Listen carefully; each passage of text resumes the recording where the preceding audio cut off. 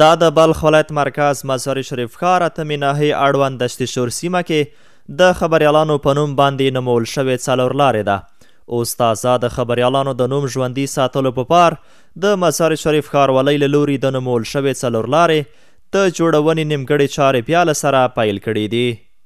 د یادې څلورلارې د بنسټ ډبره د تیر جمهوري نظام د واکمنۍ پر مهال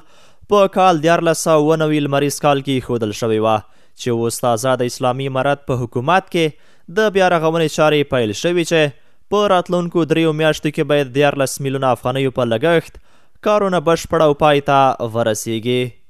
د خبریالانو د څلورلارې د پرانستې پر مهال د مزار شریف ښاروال قدرت الله طارق بلخي ژورنالستانو ته د خپلې خوښۍ او مبارکۍ ترڅنګ وویل چې په خبر جوړونه کې له دقت او رښتینولۍ څخه کار واخلئ او د ټولنې واقعیتونو مثبت اړخونو ته انعکاس ورکړئ. په همدې حال کې بلخي خبریالانو د دوی په نوم باندې د یوې څلورلارې په نومونه باندې د خوښۍ اظهار بیان کړ. دوی د اسلامي امارت له مسؤل چارواکو څخه منندویي وکړه او ویل چې دا څلورلارې د خبریالانو د ښه نوم او د تلپاتې یادګار په توګه پاتې کیږي. د یادونې وړ ده چې په هیواد کې دا لومړی ځل دی چې د دولت له لورې د خبریالانو په نوم باندې یوه څلورلارې نومول کیږي او د جوړولو چارې دا مهال روانې دي.